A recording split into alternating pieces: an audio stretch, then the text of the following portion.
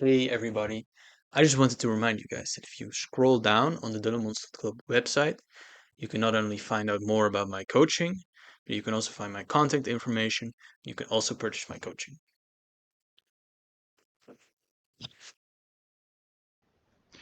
In my experience as being a coach, I spend a lot of my time discussing cross plus one. It's a very important part of solve, and cross or the cross in general. And that's exactly why I'm going to share with you what I found to be most helpful when improving people's crosses and cross plus one solutions.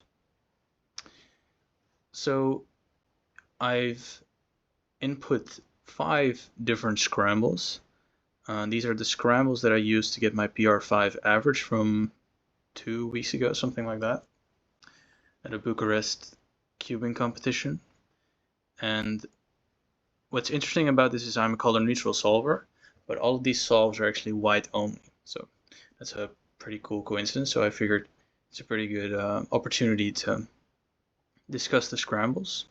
And what I'm mainly going to be focusing on is what I call the crosspiece order. Because very often people will miss very, very good solutions by just simply not considering more different crosspiece orders. It's a pretty self-explanatory term, I think. So yeah, we're just going to be discussing that in the context of these scrambles. What you can see is there's this free pair and then a decently simple cross because all the cross pieces are oriented.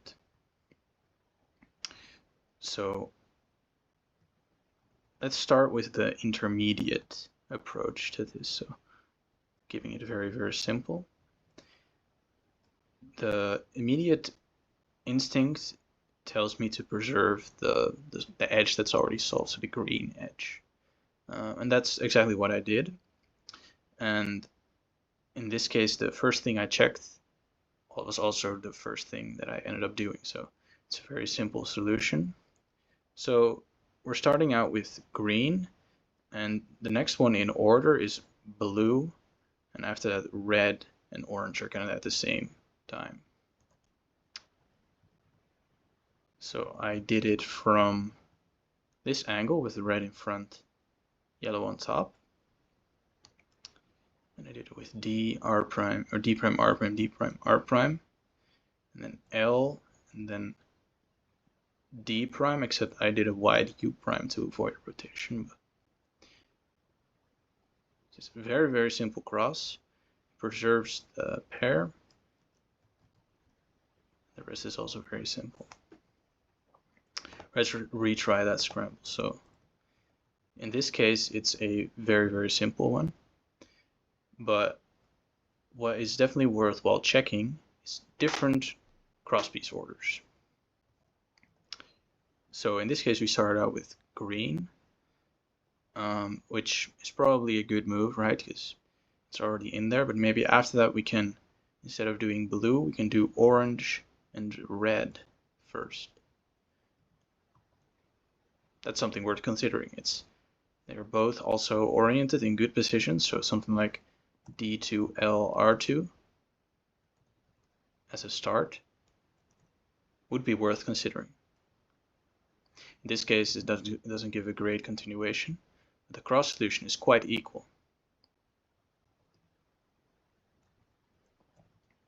Let's go on to the next one. Okay, on this next scramble, I did quite a comprehensive double X cross. But let's look at the simple solutions first. So we're going to continue with what we did on the previous solve. We're going to check multiple crosspiece orders. So in this case, we have one edge that's already solved. So we'll start with that one. And then we have blue and red, easy to insert, and then a challenging orange one. So my first instinct tells me to do red next. So after green, we can do a D to R prime, and then they're solved in relation to each other. And then after that, the orange is on a good position to be inserted after blue. So D to R prime puts the green and the red in the correct relation. And then you can insert blue and orange accordingly. Pretty decent continuation as well. So definitely worthwhile checking this one.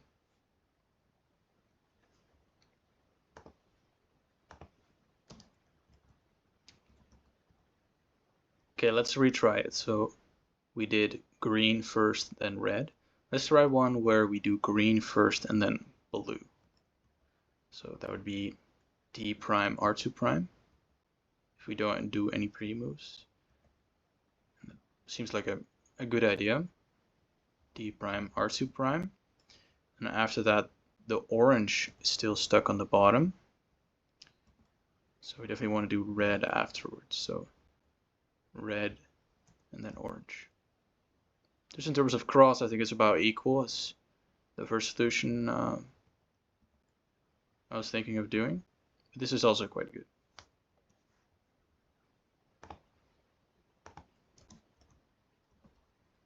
Alright, thus far we've only started with the oriented cross edges.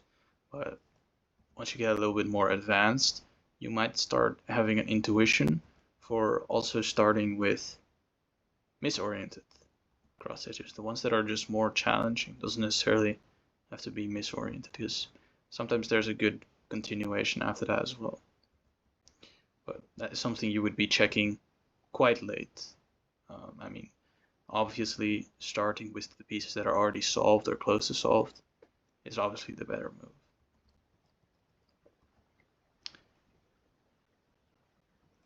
So say you started with orange. First thing would probably be to just align it correctly with its center. You need to find a good execution angle, so maybe from here, then do a B prime, and then align the green, insert the orange, insert the red, and insert the blue. Now naturally, this isn't a great solution, right, compared to the other ones, so it was kind of to be expected since we were starting with a worse piece, but also the continuation was bad, so not a good one. Okay, now this is the third scramble. You have a few options here. So there's one that's already solved on the white center. There's one oriented here, and there's two misoriented ones here. So quite naturally, you would probably want to start with blue if you were just following the rules that would generally get you a good solution. So to solve blue relatively next to the orange, you would probably do D prime L. Or maybe D prime U2L to make sure this one gets oriented.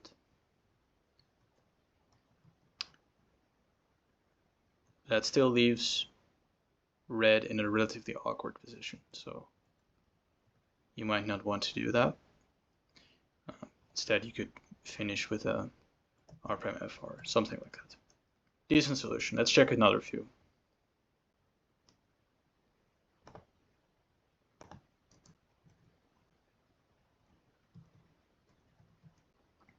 Okay, so that's starting with orange and then blue. We could try starting with blue. It's an oriented edge. So why not? So that would mean inserting blue and replacing orange.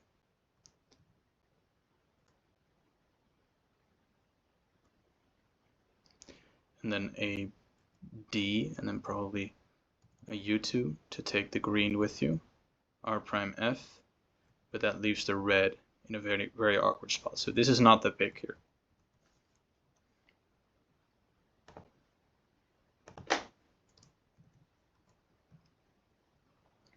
So let's look at what else we had. These misoriented cross edges might not be as bad as you think. And this is actually what I did in the solve. So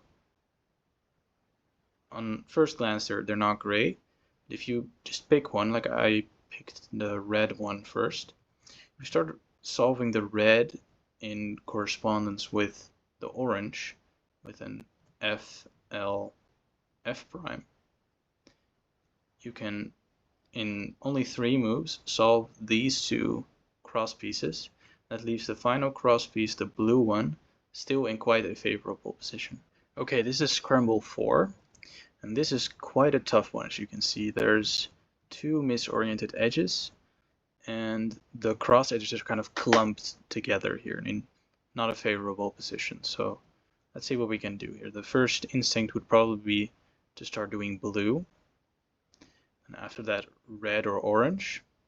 That would leave the green one in a very bad position. So maybe something like L, B, L, F prime, and then just dealing with green, or maybe before doing the F prime doing an R to make it oriented. That could be an option. Let's check a few other options.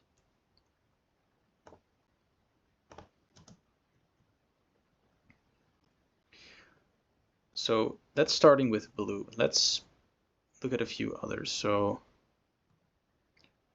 we could start with red. It's an option. It's an oriented one. So maybe you could insert it straight away. That wouldn't be super good. So maybe insert the orange with it. So D prime F, and then after that do the orange or the blue, but the orange is better because green will be in a nice position. That would leave you with a very nice continuation as well for the F tool. So this would probably be the pick.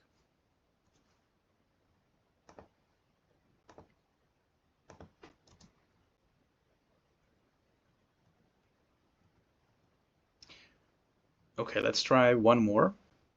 Let's say we do start with blue, but we do orange after and then green. Instead of first red and then green, we do first green and then red.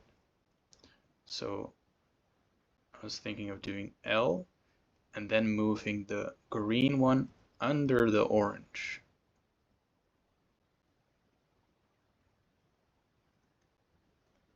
The rest follows quite naturally. That would leave us with a good continuation as well with a free pair. Okay, let's finally look at the 5th scramble. This one has a decent start. It has a free pair, but it's very, very tough to preserve. So the most obvious start is probably, since you have the blue one already inserted and green is ready to be inserted in relation to it immediately, that would probably be the most simple start. So an R, D prime, L prime, D prime, F2, right? Very simple, and this would leave us with a good continuation as well.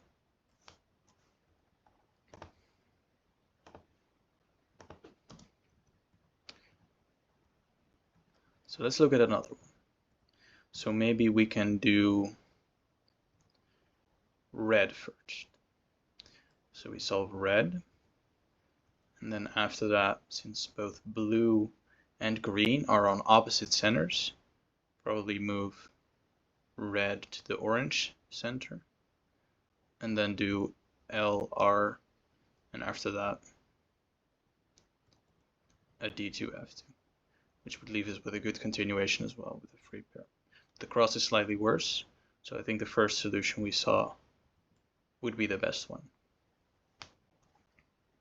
So this goes to show that it is important you keep the same order in which you check things. Obviously, things that are already solved are likely to give, or at least they're equally as likely to give a good continuation. But if you get lucky, if you already know you're going to get a good solution for the cross, then you don't have to find a good continuation for it because your start is already so good. Now, say your cross is very bad, then very often finding the correct continuation, finding the correct crosspiece order with the correct continuation will allow you to gain an advantage over doing the first thing you see. Okay, well, that was it. I hope you guys learned that it's quite important you experiment with different cross-piece orders. It's one of the easiest ways to actually start influencing your F2L, and it's also one of the easier ways to actually just improve your cross, since you'll be surprised how many times you will be missing such a nice cross by just switching up the piece you start with. So, good luck practicing. I hope you guys will practice this. It's helped my students very much, and goodbye. Hey everybody, I just wanted to remind you guys that if you scroll down on the Dullemons.club website, you can not only find out more about my coaching, but you can also find my contact information. You can also purchase my coaching.